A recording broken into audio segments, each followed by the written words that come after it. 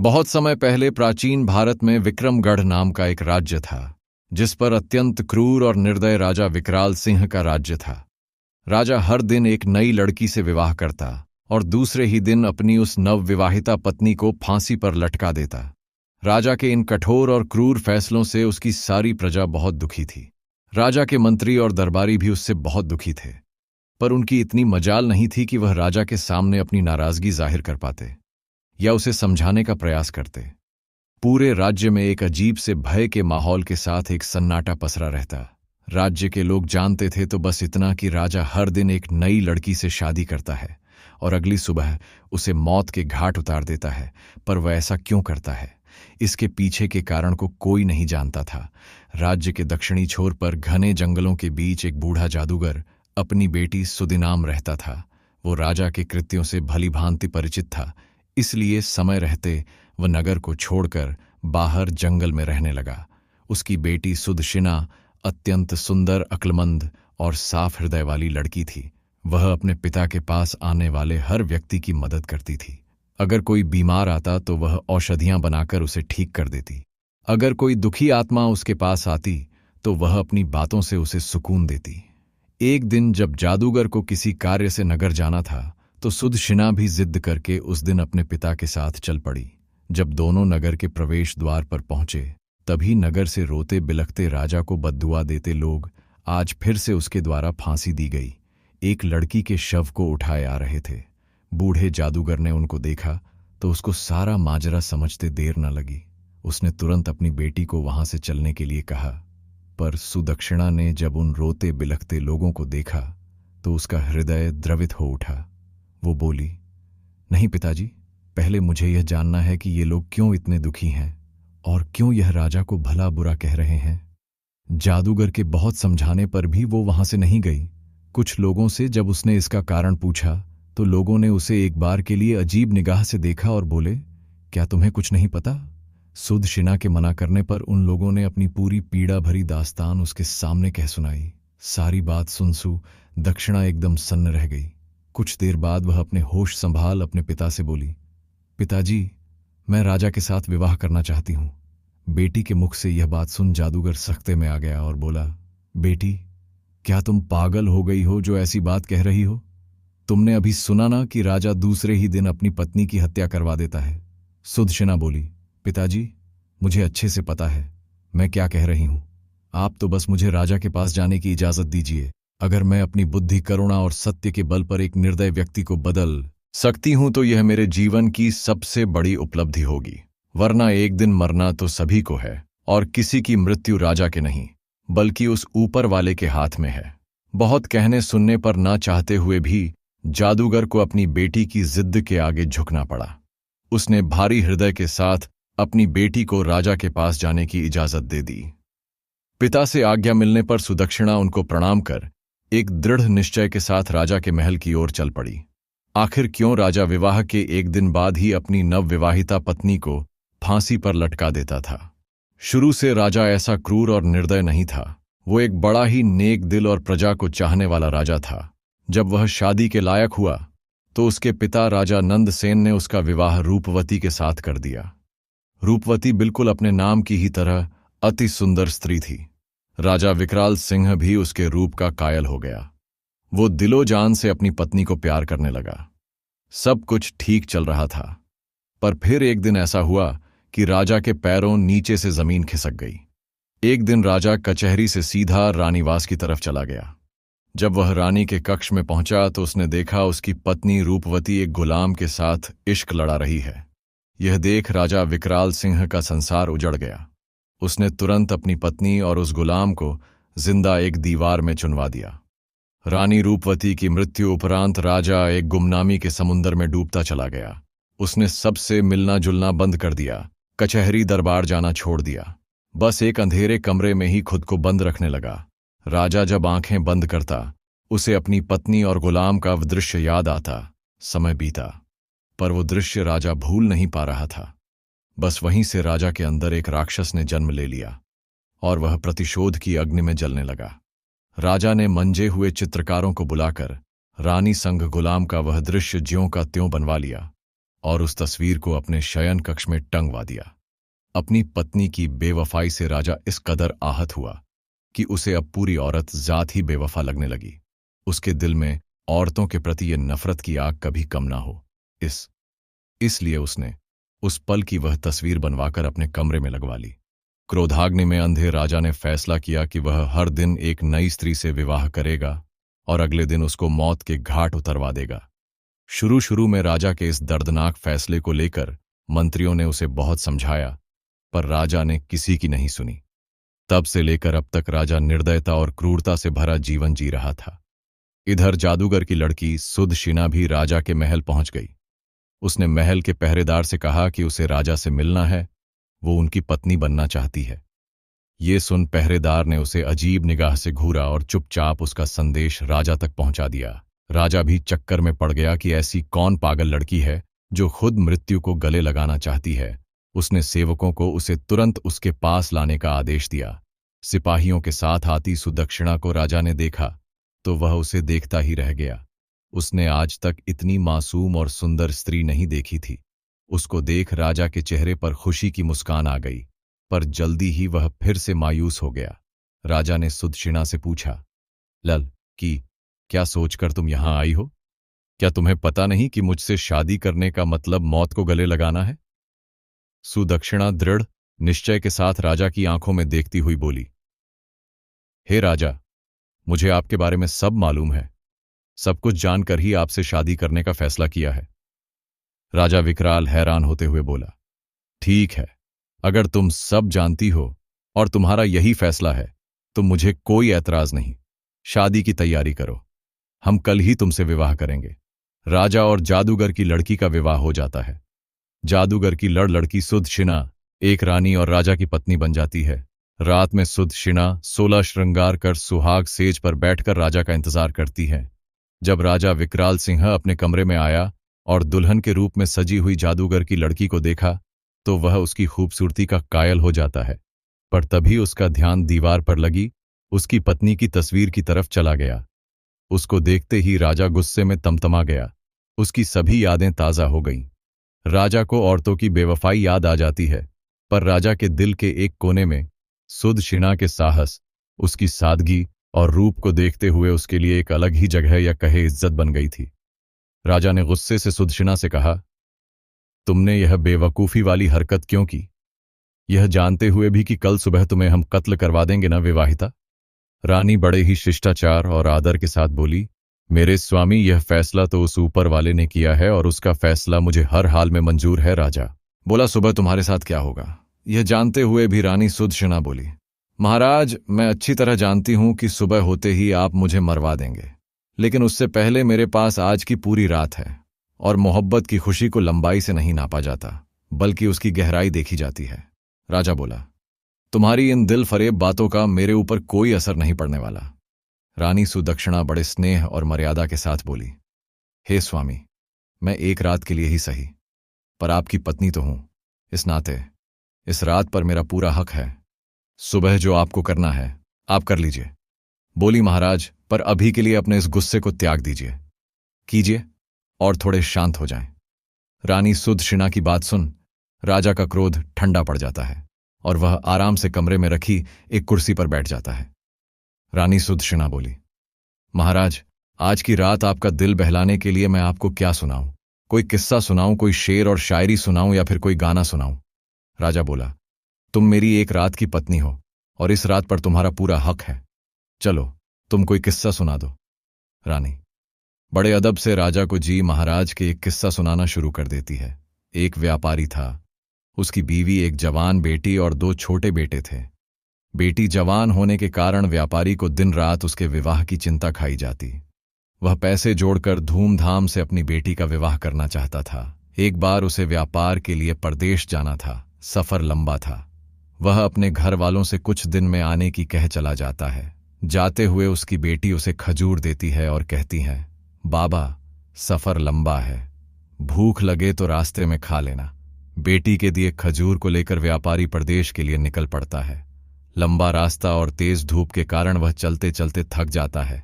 तभी उसे रास्ते में एक कुआं नजर आता है। सोचा, क्यों ना थोड़ी देर यहीं सुस्ता लूं। आराम से बैठकर खजूर खा लूंगा और शीतल जल ग्रहण कर लूंगा, फिर आराम से परदेश के लिए निकलूंगा। इसी सोच के साथ वह कुएं के किनारे बैठकर आराम से खजूर खाने लग जाता है। खजूर खाते खाते उसके हाथ से एक खजूर कुएं में गिर जाता है। खजूर जैसे ही पानी में गिरता है, कुएं का बिल्कुल साफ और निर्मल पानी एकदम से खून में बदल जाता है और तभी कुएं के अंदर से गुस्से से भरा एक दैत्य निकल कर आता है। राक्षस की आंखें लाल थीं और उसके हाथों में धार धार तलवार थी। यह सब देख व्यापारी की सिट्टी पिट्टी गुम हो जाती है। मारे भय के वह थर थर कांपने लगता है। दैत्य गुस्से से उस व्यापारी से कहता है, मैं तुम्हें छोड़ूंगा नहीं, अपनी तलवार से तुम्हारे टुकड़े टुकड़े कर दूंगा। व्यापारी पहले ही डरा हुआ था। यह बात सुन वो भय से कांपने लग जाता है और कहता है, हे दैत्य, मैंने तुम्हारा क्या बिगाड़ा है? तुम मुझे क्यों मारना चाहते हो? दैत्य बोला, ए आदम जात, तुमने जो खजूर कुएं में फेंका वो मेरे मासूम बच्चे की हलक में जाकर फंस गया, जिससे उसकी मृत्यु हो गई। व्यापारी बोला, माफ करें दैत्यराज, मुझे आपका बेटा कहीं नजर नहीं आया और वह खजूर मुझसे गलती से कुएं में गिर गया। दानव गुस्से से बोला, हम राक्षस, तुम आदमियों को नजर नहीं आते। तुम्हें खजूर खाते हुए एहतियात बरतनी चाहिए थी। अब तुम्हारी मृत्यु निश्चित है। नादानी में हो या जानबूझकर, गुनाह तो गुनाह होता है। अब मैं तुम्हारे टुकड़े कर अपने बेटे की मृत्यु का बदला लूंगा। खून के बदले खून, यही इंसाफ है। आखिर व्यापारी बेचारा मजबूर होकर बोला, हे राक्षस राज, अगर मुझे मारने से तेरा बदला पूरा हो जाएगा तो मुझे मंजूर है, पर मेरी शर्त है। राक्षस बोला, कैसी शर्त? व्यापारी भारी हृदय के साथ बोला, मेरे ऊपर अभी बहुत सी जिम्मेदारियां हैं।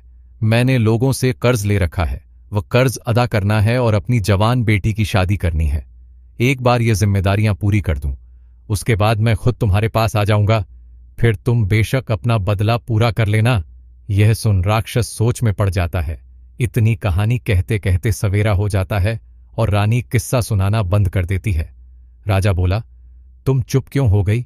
मुझे बताओ कि राक्षस ने व्यापारी को मार दिया या फिर उसे उसके कहे अनुसार कुछ समय की मोहलत दे दी? रानी बोली, महाराज, रात खत्म तो बात खत्म। अब सुबह हो चुकी है और मेरे मरने का वक्त आ गया है। राजा बोला, लेकिन मुझे कम से कम इतना तो बता दो कि राक्षस ने उसे मारा या छोड़ दिया। रानी बोली, हे राजा, कहानी बहुत लंबी है, पूरी बताने के लिए वक्त की जरूरत है और अब वक्त खत्म हो चुका है।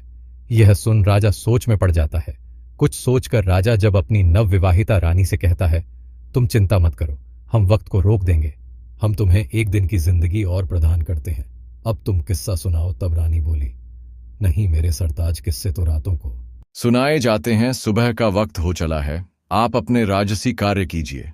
आगे का किस्सा तो मैं रात को ही सुनाऊंगा। यह सुन राजा सोचता है, कितनी ही लड़कियां मेरे पास आईं और मौत के घाट उतार दी गई। सबके चेहरे पर मौत का भय साफ नजर आता था, पर इसके चेहरे पर तो भय नाम की कोई चीज ही नहीं है। खैर, इसका किस्सा मुझे बहुत दिलचस्प लगा है, इसलिए इसकी जान सिर्फ आज के लिए बख्श दी। कल इसका भी वही हाल होगा। राजा वहां से चला जाता है और अपने दिन भर के राजसी कार्यों में व्यस्त हो जाता है। इधर रानी हाथ जोड़ उस ऊपर वाले से प्रार्थना करती है, हे मालिक, हे परमेश्वर, मेरे पति को सद्बुद्धि देना, उसके इन पाप कृत्य को क्षमा करना और उसे सही रास्ता दिखाना। प्रभु, शाम का वक्त हो जाता है। राजा बेसब्री के साथ कमरे में आता है और कहता है, रानी, अब जल्दी से किस्सा सुनाना शुरू कीजिए। राजा की बेसब्री देख रानी कहती है, थोड़ा सब्र रखो महाराज, मैं आपके लिए खाना लगा देती हूं। पहले भोजन ग्रहण कर लीजिए, फिर मैं आगे का किस्सा सुनाना प्रारंभ कर दूंगी। और राजा को खाना परोस देती है। राजा बोला, यह तो नौकरों के काम है, तुम यह क्यों कर रही हो? रानी बड़े प्यार से बोली, नहीं मेरे स्वामी, यह एक पत्नी का कर्तव्य होता है कि वह अपने पति का ख्याल रखे। राजा बोला, तुम्हें कौन सा मेरे साथ पूरा जीवन व्यतीत करना है, और वैसे भी आज की रात के बाद तो यह काम नौकरों ने ही करने हैं। रानी बोली, हे स्वामी, आज की रात ही सही, पर आपकी सेवा करने का मौका तो मिला, मरते समय सुकून से मर सकूंगी। जितना भी समय मिला अपने पति की सेवा तो की। ये सुनकर राजा के दिल को बहुत सुकून मिला, लेकिन तभी उसको अपनी बीवी की बेवफाई याद आ गई। राजा गुस्से से बोला, यह फालतू की बातें मुझसे ना करो और जल्दी से किस्सा सुनाना शुरू करो। राजा की बात सुन रानी किस्सा सुनाना शुरू कर देती है। व्यापारी की बात सुन थोड़ी देर विचार कर दैत्य बोला, अगर मैं तुम्हें कुछ समय की मोहलत दे दूं तो क्या गारंटी है कि तुम वापस आओगे? व्यापारी बोला, हे राक्षस राज, उस ऊपर वाले की कसम खाकर कहता हूं कि मैं अपने कामों को अंजाम देकर यहां जरूर आऊंगा और खुद को तुम्हारे हवाले कर दूंगा। मेरा विश्वास करो। दैत्य बोला, ठीक है, मैं तुम्हें 40 दिन की मोहलत देता हूं। व्यापारी दैत्य का शुक्रिया करते हुए अपने घर की तरफ चल देता है। कुछ दिन के सफर के बाद वह अपने घर पहुंच जाता है। व्यापारी को घर आया देख उसके बीवी बच्चे खुश हो जाते हैं। उसकी पत्नी कहती है, स्वामी, आप थक गए होंगे, हाथ मुंह धो लें, मैं अभी आपके लिए खाना लगाती हूं। इस बार पता नहीं क्यों मेरा दिल बहुत घबरा रहा था। शुक्र है उस ऊपर वाले का आप सही सलामत घर आ गए। बीवी के मुख से यह बातें सुन अंदर ही अंदर व्यापारी का हृदय पीड़ा से तड़प उठा। सोचा, जब हमेशा के लिए जाऊंगा तो मेरे बीवी बच्चों का क्या होगा? व्यापारी ने कागज के अंदर अपनी जिंदगी के बचे हुए दिन लिखे होते हैं।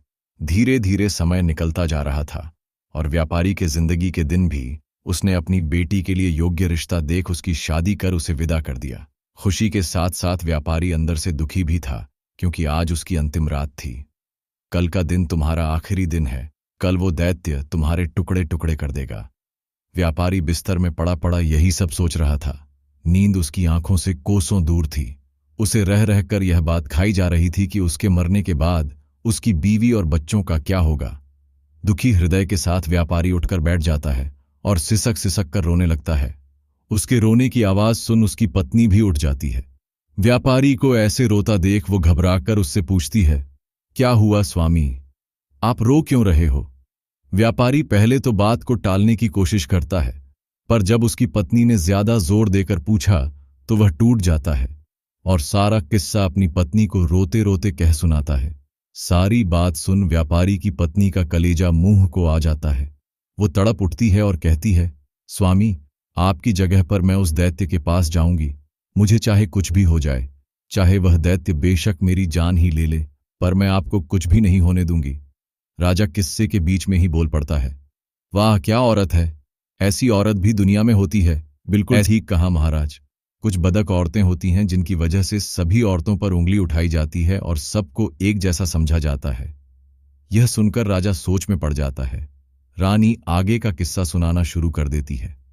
व्यापारी अपनी पत्नी को समझाता है और कहता है, ऐसी बात मत करो प्रिय, मेरे होते हुए अगर तुम्हें कुछ हो जाए तो धिक्कार है मेरे ऊपर।